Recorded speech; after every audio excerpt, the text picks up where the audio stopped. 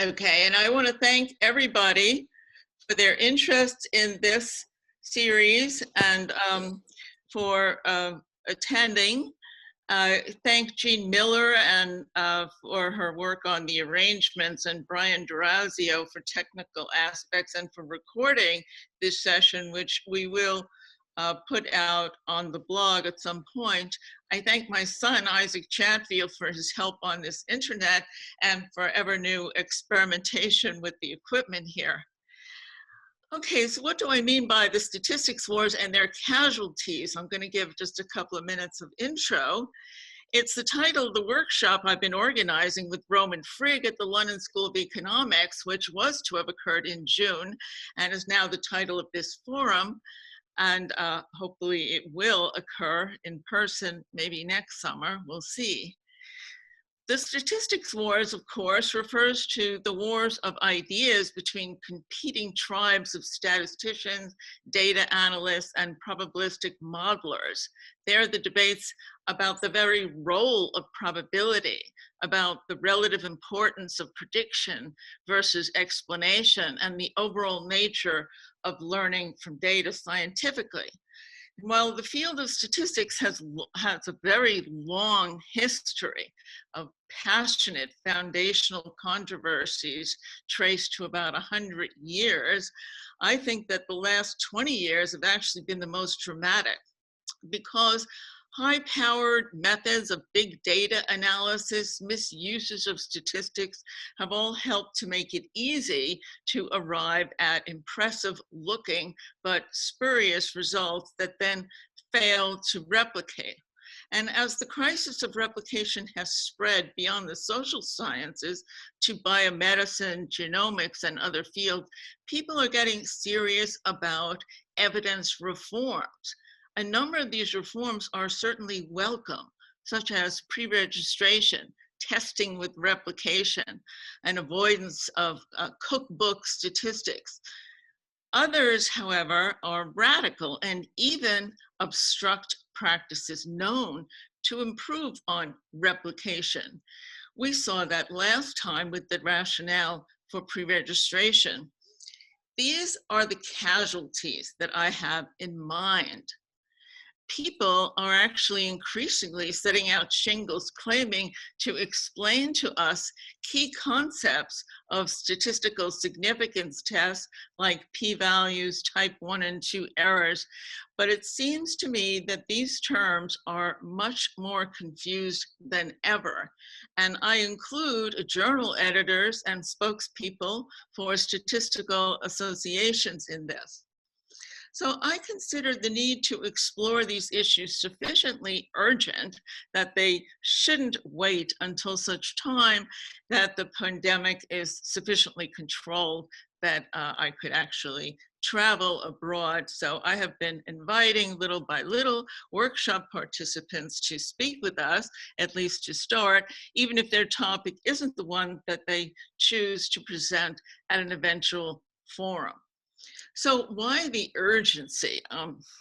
Well, for one thing, these issues are increasingly being brought to bear on some very public controversies, including some revolving around this pandemic that we're all involved in modeling and testing treatments for COVID-19. Statistical consumers unaware of the casualties can't evaluate the policies being put forward.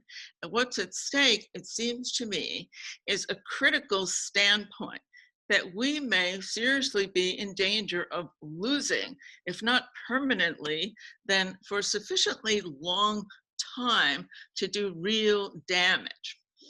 Grappling with these issues requires a mixture of philosophical, statistical, conceptual considerations. And my hope is that by means of this forum, we can have an impact on policies about evidence that are being debated and that are actually being put into practice across the sciences. What about these things called Bayes factors? They're often used both to critically appraise p-values and to offer preferred alternatives. What are the casualties? Does the result of judging the p-value by Bayes factors and corresponding posterior probabilities actually only encourage illicit transposing of the conditional, the so-called prosecutor's fallacy? What about the corresponding proposal to redefine statistical significance in the mega teams of signatures to change the threshold from 0.05 to 0.005 to get a posterior probability in an alternative closer to 0.95? Stephen Sen, who's right in front of me, gives an analogy with height and stones, and he says, this doesn't make any sense.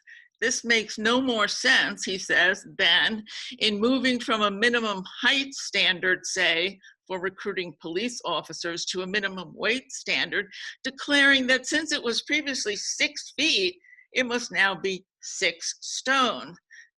In short, we're measuring totally different things with Bayes factors and p-values. There's no reason the numbers should be the same, and posteriors yet other measures. Stephen Sen will be speaking on randomization at our next official meeting, November 19th. Next month in October, there's this debate on October 15th that I've been asked to be in with Jim Berger and David Traffamau, and that's something you have to sign up for. The link is on our website for today on both blogs. Okay, I'm extremely pleased then to introduce today's presenter, who's going to straighten us out about Bayes factors, Richard Morey. His title is Bayes Factors from All Sides, Who's Worried, Who's Not, and Why? And I take it by this title, he means that he is going to help me to prepare for this debate by taking the sides of Traffamau, Berger, me, and him, and getting it all straight. So I'm extremely pleased to introduce him. He's a senior lecturer in the School of Psychology at Cardiff University, and he happens to be the author of Bayes factor software for Bayesian inference, but he's reflective and critical enough to hold everyone's feet to the fire. I'll give some more personal points about how I know Richard because of his interest in philosophy of statistical inference through my blog and his. I was struck by a tweet of his that indicated to me that he'd actually read Jerzy Neyman. Back in 2017, he and I actually wrote something relating to today's topic. In 2018, we put together a session of the Royal Statistical Society at his university, Cardiff, and it was to reconsider the arguments surrounding criticisms of statistical significance tests. It included Arispanos from Virginia Tech and also Sir David Cox. Richard was a special invited speaker at the 2019 summer seminar that we held at Virginia Tech, and he's going to be speaking at this eventual workshop, and of course, right now. So I will turn things over to Richard. Hi, everybody. Can you hear me? Just give me a thumbs up or great. All right. So I'm going to share my screen and I'm going to post a link to my slides in the chat. I just did that. So if you want a copy of them, they're there on the web, but I will be sharing my screen so that you can just watch that. So let me, where is it? There it is. All right. And all right, so let me say a few things before I get started into the talk proper. I'm going to be somewhat negative about the proposals of Bayes factor advocates, and I want to make clear this is not an anti-Bayes factor talk. I think Bayes factors have an interesting role in thinking about statistical evidence, what it means. I think that role is more interesting theoretically than practically. I'm really not, sure at this point where it belongs in practice, which may sound a bit strange, but I think you'll see why as I speak. So I just want to be clear, I'm not anti-Bayes factor. I mean, the only reason anybody's heard of me is because I've done some things with Bayes factors. So it'd be really odd if I were anti-Bayes factor. But I am against the use of Bayes factors to make particular arguments that I don't regard as high quality arguments about how to change practice. So you'll see that as hopefully as I go forward. So I want to take you to an alternate universe. And in this alternate universe, some Bayesian from our universe has found this portal to another universe and gone back in time. And they have gone back in time to the early 20th century, and they've managed to convince Fisher and Neyman and Pearson and everybody to be Bayesian, and that they need to use Bayes factors. They need to abandon p-values. And so p-values never become popular. What becomes popular are Bayes factors in this alternate universe. And so our Bayesian goes back in time and then goes forward in time in that alternate universe to where the replication is in our universe, thinking that this is going to be great. I've just fixed the problems in science. There should be no replication crisis. And what happens instead in this alternate universe is they find that the same kinds of things that were a problem, that is the replication crisis, various replication crises are a problem in this alternate universe as well. And so if you may recognize some of these titles, so except I've changed them subtly so that they include Bayes factors instead of p-values. This Bayesian is very confused about why there's a replication crisis. They thought that they were going to fix all the problems in science. Well, it didn't work out that way. So our Bayesian goes to a meta-science conference where they are going to learn about why there's a replication crisis in this alternate universe. And so what they find is that the statisticians there are claiming that Bayes factors overstate the evidence in the data. They say things like, well, if the null is true, we can easily come up with models that give us Bayes factors greater than, say, 10 against it, even if the null is true. And what's happened in this alternate universe is that sequential testing has become standard.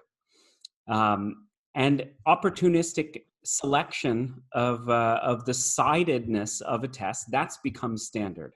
Multiple testing without correction has become standard in this alternate universe.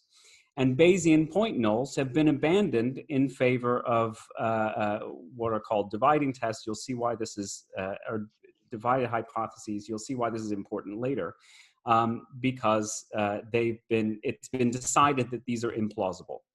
And the solution that they have cooked up is frequentist statistics. And this new statistic that everybody's talking about, p-values. In our universe, things are a little bit different. They've actually happened the opposite of this. And you'll see why each of those things would have become a problem in that alternate universe as we go along. And why the arguments for redefining statistical significance using Bayes factors, it doesn't actually work. They're based on very restrictive assumptions about Bayes factors and the kinds of models that you're comparing. Now, that doesn't mean that Bayes factors don't have a role in thinking about statistics. It just means that they can't fix the problem, even in principle, the problems that people think are causing the replication crisis. So let's talk about Bayes factors in our universe. What are Bayes factors? How do we compute them? I'm going to go through basically a crash course in Bayes factors, and I'm going to try to kind of give you a sense of what they are. A lot of this content is taken from my workshops about Bayes factors, so this is pedagogical in the middle here, and then we'll get on with the arguments. So what are Bayes factors? They're generalizations of likelihood ratios. So every likelihood ratio is also a kind of Bayes factor. We'll talk a bit about likelihood ratios, but if you're familiar with Mayo's book, you will have encountered likelihood ratios in the book. And they've become increasingly popular for testing hypotheses. And relevant to us is that they are used by some to calibrate p-values. And when I say calibrate, what I mean is they use the values of Bayes factors to assess the evidence in a p-value. Now, you could also do the other way around. And this is actually used by frequentists who use likelihood ratios. You use p-values to calibrate the strength of evidence in a likelihood ratio. That is, how often would you be misled? But Bayesians actually suggest going the opposite direction. But Bayes factors are actually controversial even among Bayesians in our non-modified by time traveling Bayesians universe. So these are real quotes about Bayes factors by Bayesian statisticians. Berger had this to say in 2006. Bayes factors are the primary tool used in Bayesian inference for hypothesis testing and model selection. Their role in Bayesian analysis is indisputable. Robert said this in 2016 about Bayes factors. I see the Bayes factor as a child of its time, namely as impacted by the ongoing formalization of testing by other pioneers like Jerzy Neyman or Egan Pearson, returning a single quantity for the comparison of two model fits fits naturally in decision making, but I strongly feel in favor of the alternative route that Bayesian model comparison should abstain from automated and hard decision making. And then Gelman had this to say, or has this to say in multiple quotes. So he famously really hates Bayes factors. And he said this in 2013 in a special issue about the practice of Bayesian statistics. In our experience, statistical practice is about plots and predictive checks, not about Bayes factors or posterior probabilities of candidate models. So opinions about Bayes factors are really varied even among Bayesians. So what are the Bayesian critiques of Bayes factors? There are several. One is sensitivity to the prior model. What this means, we'll get to. You've seen in the Gelman's quotes and Robert's quotes that another critique is that it boils down assessment to a single value. And this is also a critique of p-values. And they're often associated with model selection rather than model comparison. So you, for instance, might select a model based on whether a Bayes factor is above or below a particular value. And they're also associated with assumed improbable point nulls. That is, with a Bayes factor, we can put in a model that is a point null hypothesis, and some people don't like that. So let's talk about the general idea of Bayes factors and how they fit into a view of statistical evidence. So we know about frequentist evidence. We generally think of frequentist evidence as evidence against. And the primitive here is probability as some sort of decision error, either hypothetical or actual, depending on how you decide to think about this. But probability is used in thinking about error rates. And you have strong evidence when you would almost surely get weaker evidence if some hypothesis is true. That's when you have strong evidence against something. And the main ideas here are error control and sensitivity and the like. So we know about that. Now, for a Bayesian, we think about evidence in terms of a weight of evidence or a balance of evidence. That is, there's two things that we're comparing. And the primitive is probability as belief. And evidence is strong when belief is shifted in one way or another by the data. And so our main ideas are convincingness and relative odds change. And so here's the definition of a Bayes factor. So if you look over here on the far right, you'll see what we call prior odds. So we have a comparison of two models and the relative belief in those models before seeing the data. And then we have posterior odds on the far left, which are the comparison of two models after seeing the data. And in the middle is the evidence. That is the probability of the data under the two models. And so if you know what a likelihood ratio is, this should look familiar. The Bayes factor is the shift in the odds due to the data.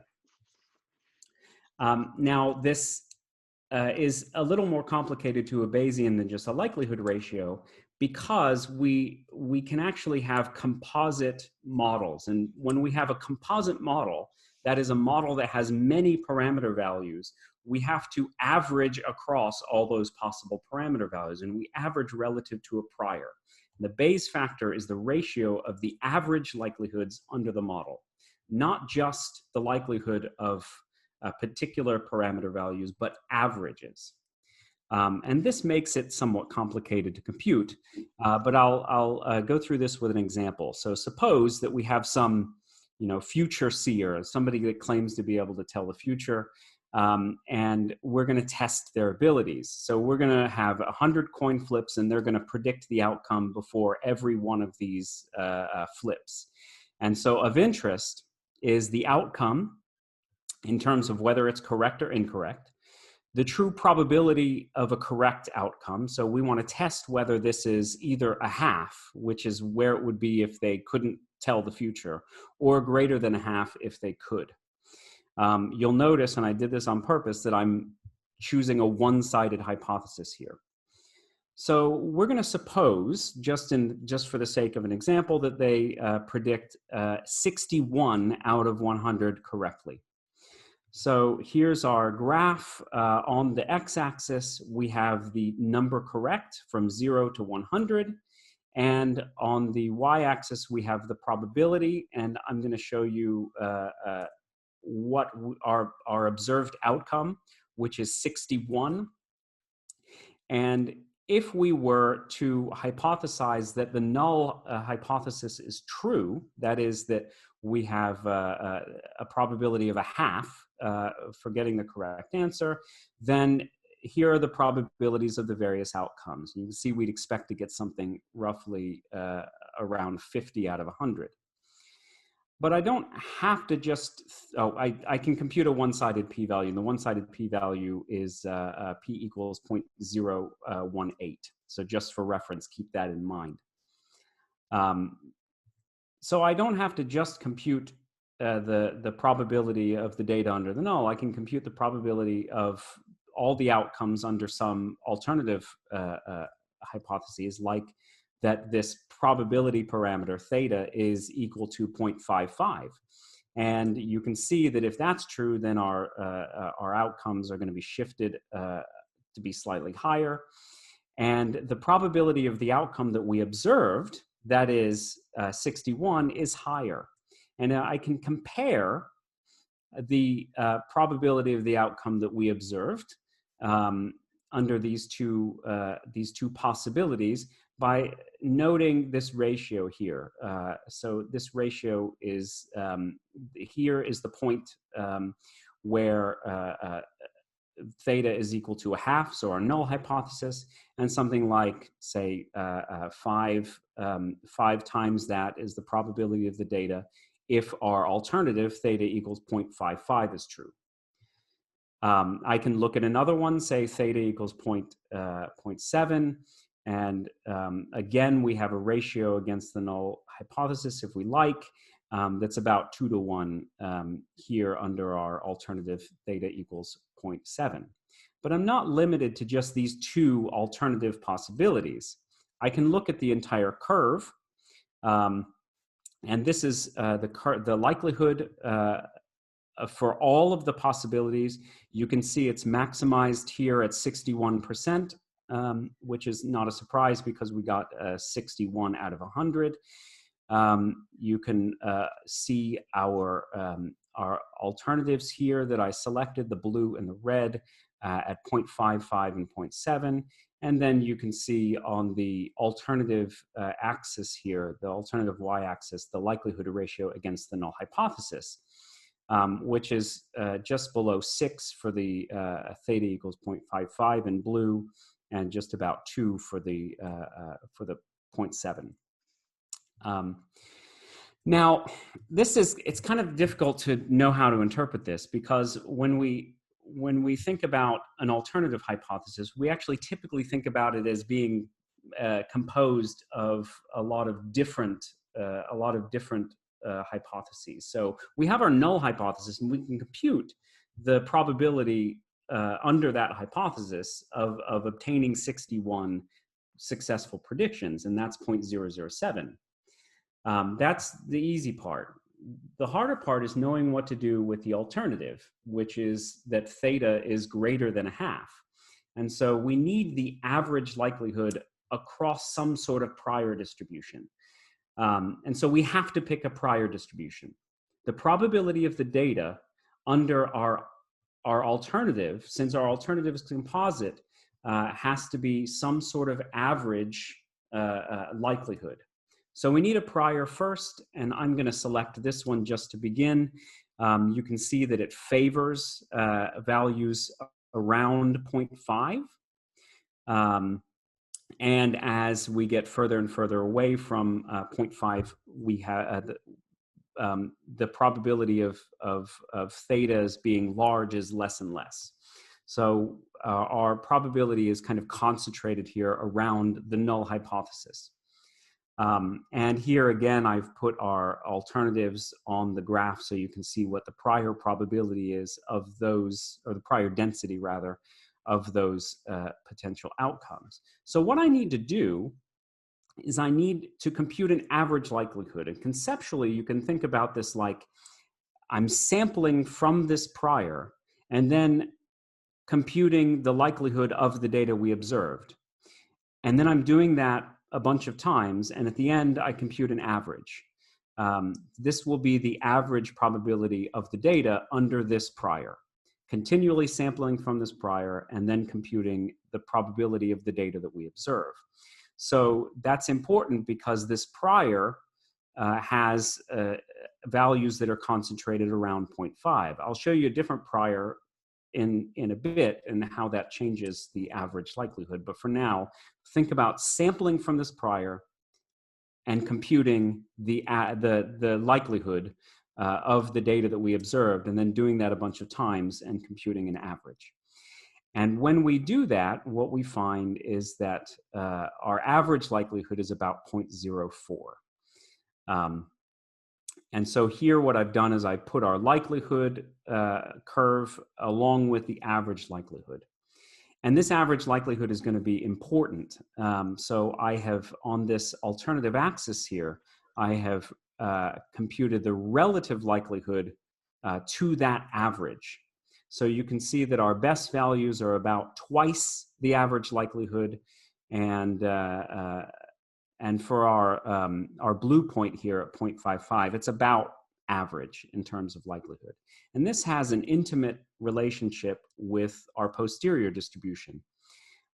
We can look at the values that for which the likelihood is higher than average, and those are going to be the values that get a boost in our posterior distribution. So when we compute a posterior distribution, a Bayesian posterior distribution, what we do is we multiply the likelihood curve times the prior curve.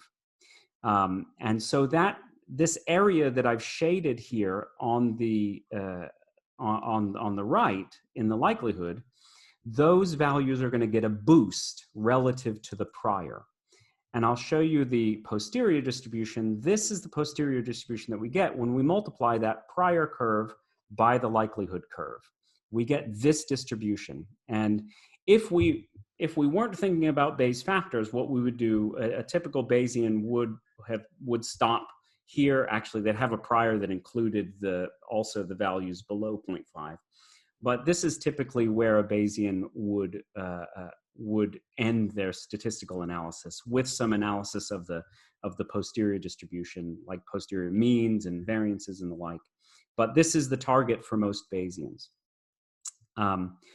Now here's the posterior relative to the prior, and you can see that that shaded region that I showed you is exactly the region where the posterior is higher than the prior. So in terms of statistical evidence and the use of Bayes' theorem, the Bayes factor really, the average likelihood that we're going to use to compute the Bayes factor really has an intimate relationship with the posterior. So you can't just ignore the Bayes factor or the marginal likelihood, the average likelihood. It's there in Bayes' theorem. So the importance of that will become clear later. So let's now focus on computing the Bayes factor. So we've got an average likelihood of about 0.04, and we got this by averaging across the prior. So what we do to compute a Bayes factor is we just divide the two. So if I want to compare the alternative model, model 1, to my null hypothesis, what I do is I look at the ratio here, 0.039 or about 0.04 against 0.007, and we get a ratio of 5.5. And so that's our Bayes factor. It's a generalized likelihood ratio.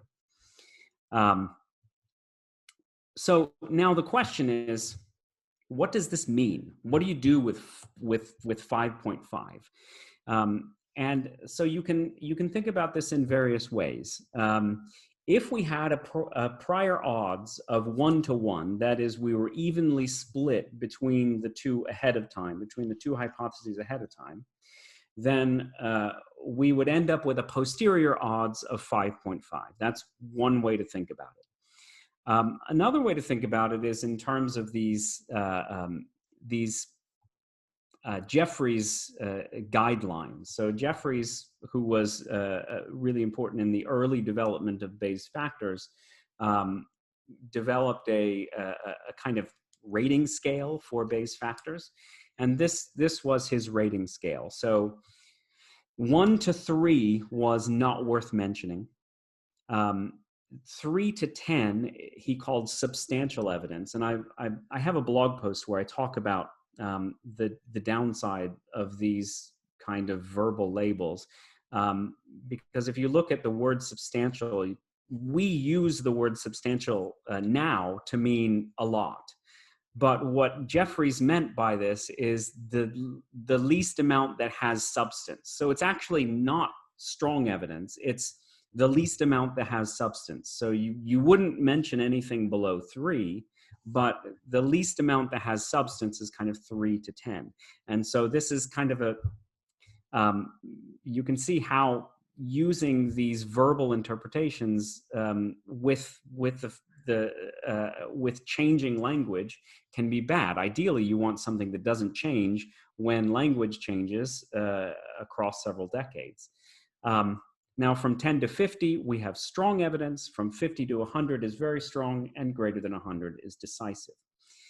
But, I mean, this is where you should put your skeptic hat on. Who gets to decide this, right? This is very similar to the situation with p-values, where people will just interpret a p-value of, say, 0.05 without really thinking about what it means. And so if we were to adopt these labels, we would be abdicating our responsibility to think about how strong evidence is in a way that isn't dependent on what Jeffreys thought.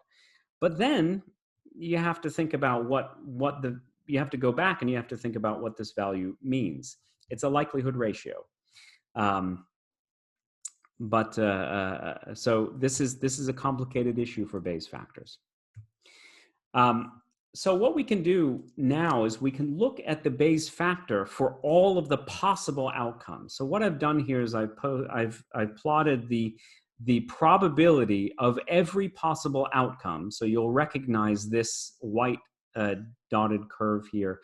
This is under the null hypothesis, and then this light blue curve is the average probability of every one of the outcomes. So I've averaged across the prior to get this. And you can see that this, this ratio is our Bayes factor, or 5.5.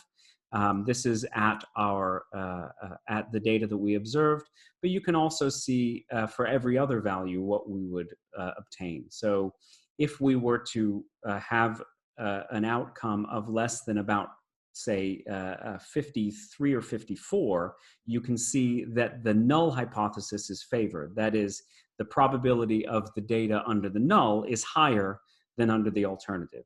And greater than that, we have values favored under the alternative. But it's important that these were computed under the prior that I showed you. I could choose another prior, for instance. This prior is a common default prior. It's flat across all of the values from 0.5 to 1. It's called a uniform prior. So a lot of Bayesians will advocate these kinds of priors, in particular for the computation of Bayes factors, because it's difficult. It's actually quite difficult to come up with priors that make sense in general for testing. So this is a common default prior.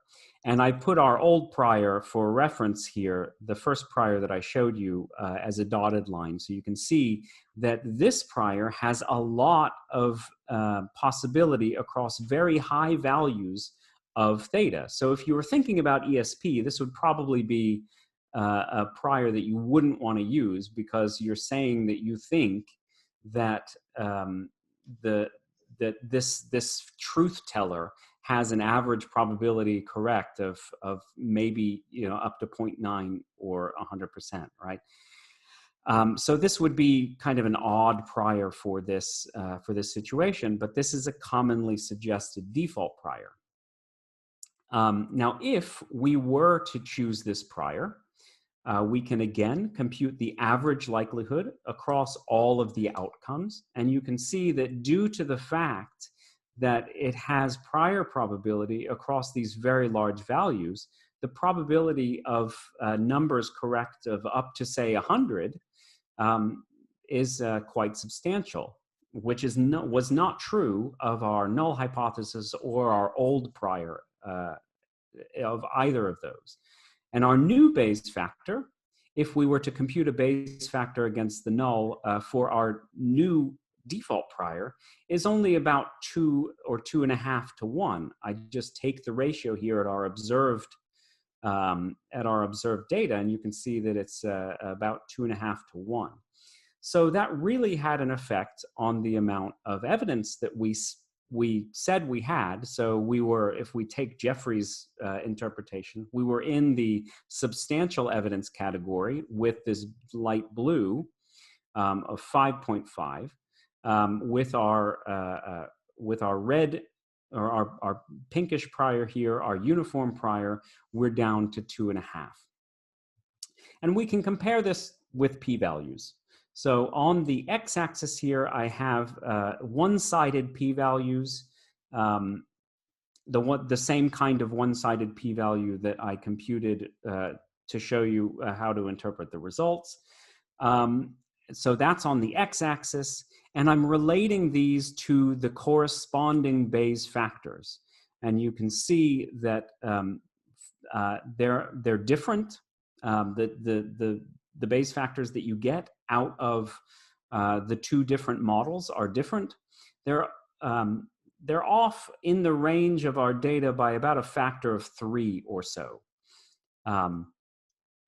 But you can see that there's a strong relationship. There's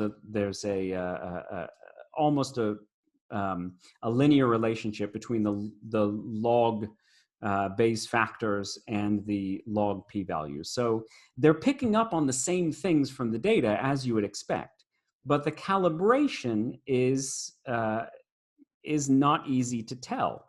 So what you can do is you can say, well, I know that that my Bayes factor is subject to change due to using different priors. What if I choose a class of priors that are all different in one dimension. And then I look at all the possible Bayes factors that I could get.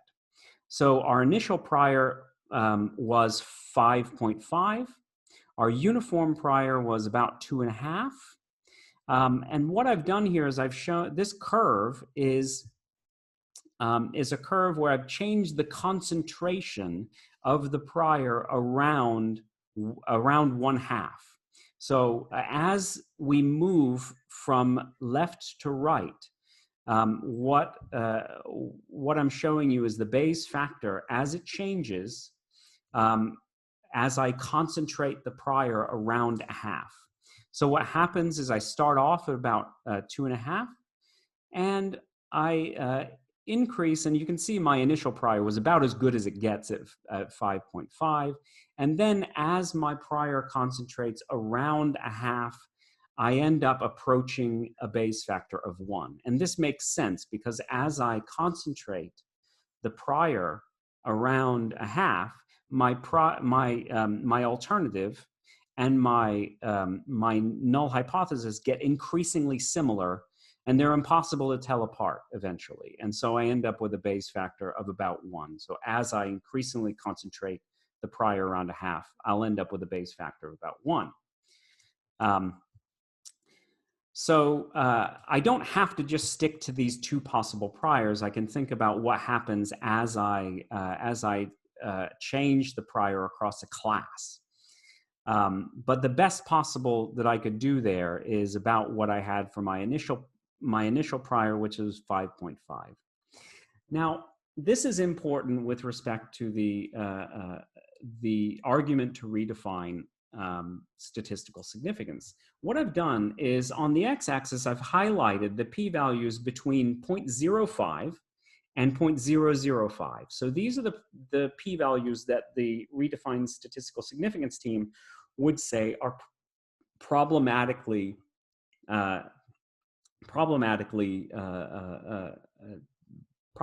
large. So they want to redefine statistical significance to 0.005. And these correspond mostly to Bayes factors between 1 and 10-ish. So you can see we are inside this square for the most part. And this would be true regardless of which of these priors that I selected. You can see from this graph that there's no way that among this class of priors that I've selected where I've concentrated things around 1/2, I can't do any better than 5.5. So this is the claim that this is a problem. So we'll talk about that a bit more later. First, let's talk about some facts about Bayes factors. They're quite nice because you can compute them whenever you have a marginal, whenever you can compute a marginal likelihood. So this means you don't have to stick with nested models and the like. But they are sensitive, as I've shown you, to the prior model. And so depending on how problematic you think this is, this could be an issue. They're insensitive to optional stopping. And this may seem like a problem. They're bounded under some conditions, which is actually kind of nice, but those conditions aren't always met. So we'll talk more about the boundedness, or rather the insensitivity to optional stopping later. But what this means is that my design in terms of whether I'm data peaking doesn't matter to the Bayes factor. I get the same Bayes factor regardless. They're insensitive to the prior odds because they're changes in prior odds. And so they're also insensitive to multiple tests. With a Bayes factor, it's just comparative. So how many other hypotheses I have under consideration, they don't matter to the Bayes factor. So multiple tests we don't have any issue with multiple tests here. And of course, to a frequentist, this is a bad thing because you could cherry pick and there's no problem with that, right? You're always giving a comparative assessment. And like I said, it doesn't matter how many other hypotheses you have under consideration. It's just a likelihood ratio. So this prior sensitivity is, for a lot of Bayesians, the main problem with Bayes factors. And there are a variety of possible reactions to this. One is that you could completely abandon them. And the problem with this is that it has a bit of an unprincipled sense to it, right?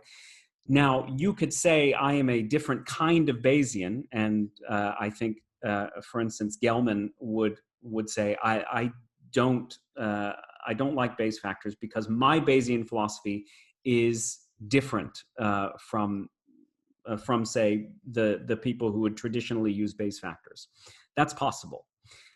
You could also just accept it, right? You could say that you ask it a different question, you get a different answer. It's just part of doing statistics. That's another possibility. Now, this is difficult because if you want to think about using this in practice, well, you have to think about some sort of standardization of what evidence means. And if everybody's using their own models, things can get quite confusing, and often it's difficult to know what kind of priors to pick in the first place. So this is difficult and may not even be possible in practice. I'm actually not sure. I guess we'll find out as Bayes factors become more and more popular whether people settle into this, but this is a rather daunting possibility, I think. You could also choose defaults. The problem with defaults is you lose a lot of the arguments for Bayes if people are just using, one prior just because somebody told them that they should use that prior. So that's possibly problematic. Or you could restrict to classes of priors and say something like the Bayes factor will not exceed X, but this doesn't really solve the problem because you haven't computed a Bayes factor. You've said the Bayes factor can't exceed X, right? So you're not really using them for evaluating evidence. So that doesn't really solve the problem. But I think that this isn't the core of the issue because prior sensitivity in testing isn't just about the numbers being slightly different. And if you look at the curve that I showed you, where I changed the priors, you don't really, within a pretty big range of change in the priors, you don't get that different evaluations of the evidence.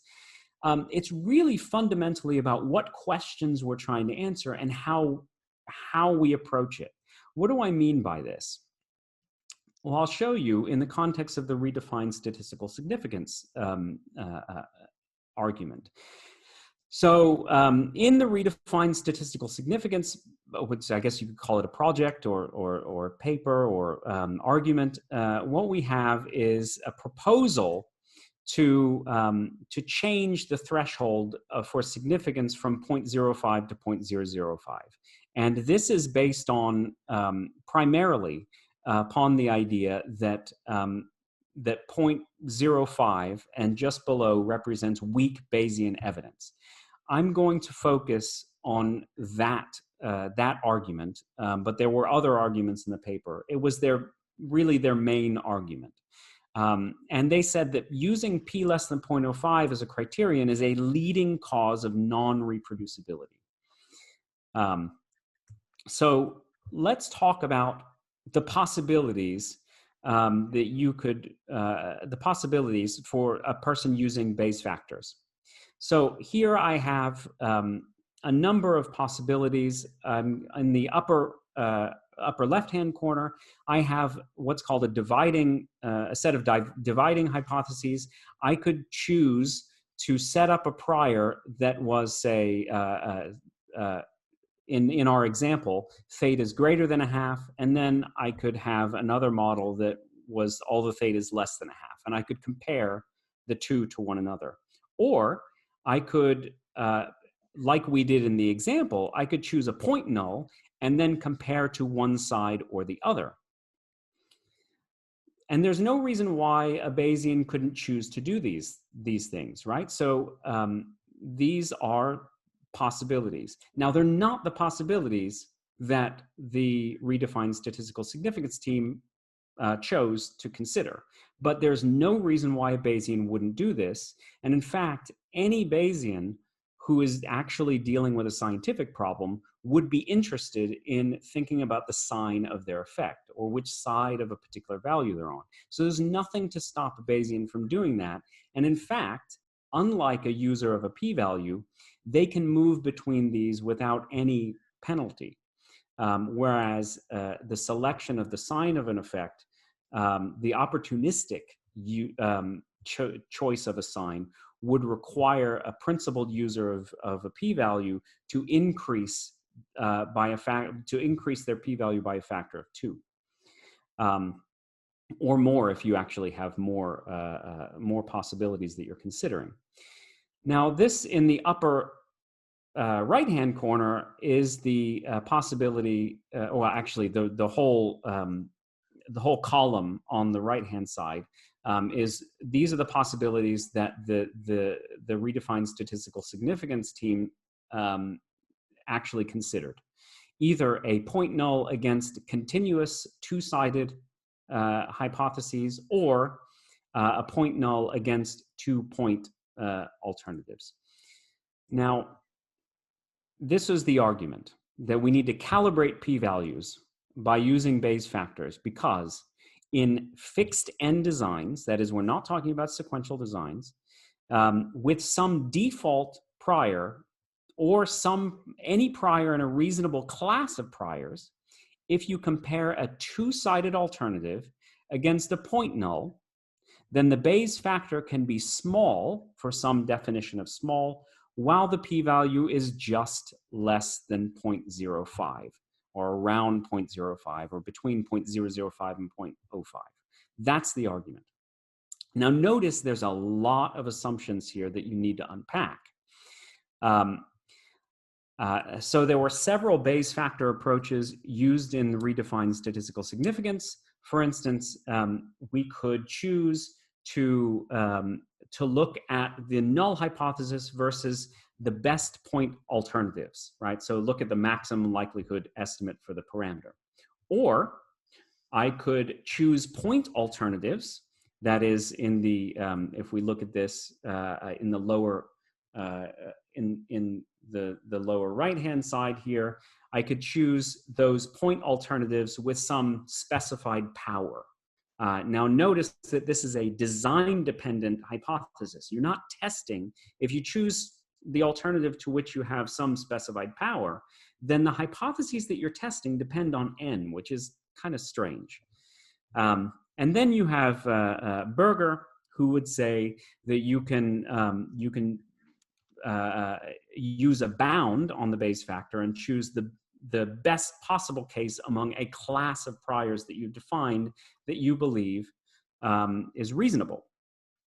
And so if you do this, they said the Bayes factor doesn't exceed a particular value, and this value, they said, is small. But if we look at the kinds of things that a Bayesian can actually do, they're not restricted to the choices that they made in their argument. So let's look at some of the Bayes factors that we computed. So here's our Bayes factor of 5.5 versus the null. So this was a point versus one-sided. But I'm not restricted to that as a Bayesian. I can test the dividing hypotheses. And so this allows me to test the values above 0.5 against the values below or less than or equal to 0.5. And then I get a Bayes factor of 32.4. Now, this is in the category of evidence that Jeffries would say is strong. So far from being weak evidence, this Bayes factor that corresponds, remember, to a p-value, a two-sided p-value of 0.035, this is strong evidence. Now then, I can compare that point to a two-sided hypothesis, and you can see here that my Bayes factor is about half of what it was, or about 2.8. Now, why is it 2.8? Why does the two-sided hypothesis look smaller than the one-sided hypothesis. This is because we're factoring in a low probability possibility. That is, we're choosing a two-sided hypothesis when we know it was on one side, and so we're averaging in some unlikely possibility. So we're actually penalizing the evidence by a factor of about 2 relative to what a Bayesian could choose, right? So there's no actual reason why a Bayesian would be forced to go with the 2.8 when they could go with the 5.5. Now, if we look at the p-value, you can see that for a p-value, it doesn't matter the point versus one side versus the dividing, you get a p-value of 0.018. And in fact, what would normally be reported is a point versus the two-sided, which gives me a p-value of 0.35. Now, a principled user of a p-value would have to report this rather than reporting this, the p equals 0.018, because opportunism is actually penalized with p-values, whereas a user of a Bayes factor could select any one of these that they chose. There's nothing to stop them from that. So how do various practices affect the evidence? Well, choosing the sign, a p-value has to be penalized. For a Bayes factor, there's no effect. Data peaking, a p-value would have to be penalized, but for a Bayes factor, there's no effect. Multiple hypotheses, p-values would have to be penalized, but for a Bayes factor, you have no effect. And in fact, if I decide to do the dividing Bayes factor, which you can see is 32.4, so pretty high, you can see that, or you can prove that because this has the same properties as non-sequential p-values, you can actually sample to a foregone conclusion and get unlimited Bayes factors without penalty, because you can choose, a Bayes factor is not penalized for sequential designs, even under the null hypothesis, whereas the p-value would be penalized. So what's interesting here, if we think about these arguments, is that none of the assumptions, or very few of the assumptions underlying the redefined statistical significance arguments, are essential to Bayes factors. So if we assume fixed designs, well, Bayes factors aren't limited to fixed designs. In fact, one of the arguments for Bayes factors is that we don't have to use fixed designs. And so because they assumed fixed designs, we don't get to see when the Bayes factors appear to overstate the evidence, right? Because that will happen in sequential designs. So they assumed point nulls, but in fact, point nulls are not essential to Bayes factors. And so what that does when you select point nulls is that it reduces the evidence for the alternative, because the alternative is composite. And because it's an average, it gets penalized relative to the null. They also use two-sided priors, which reduces the evidence for the alternative even more. So when they set up this argument, they set up a situation in which the evidence was penalized in multiple ways that are not essential to Bayes factors at all. So it's really difficult to interpret their calibration. And in fact, the arguments for Bayes factors, for the usual Bayesian arguments for Bayes factors, undercut their case. So the Bayes factors are typically defended on the basis that dependence on the prior is actually good flexibility. It's important for a statistician to be able to think flexibly about a particular problem at hand. It's not a problem. But then, if you adopt that counter argument, then you have no general calibration against p-values using Bayes factors. They will often argue, so Berger, for instance, argues that multiple testing can be handled with prior odds. That is, you penalize having lots of hypotheses by giving any particular hypothesis low prior probability. But Bayes factors are argued in favor. One of the arguments in favor of Bayes factors is the prior odds don't matter. So they have to, this argument, the argument for Bayes factors and the argument for redefining statistical significance, you see people apparently on two sides of an issue here. And then, so it's argued that p-values, there's a problem with p-values because they're sensitive to optional stopping, whereas Bayes factors aren't.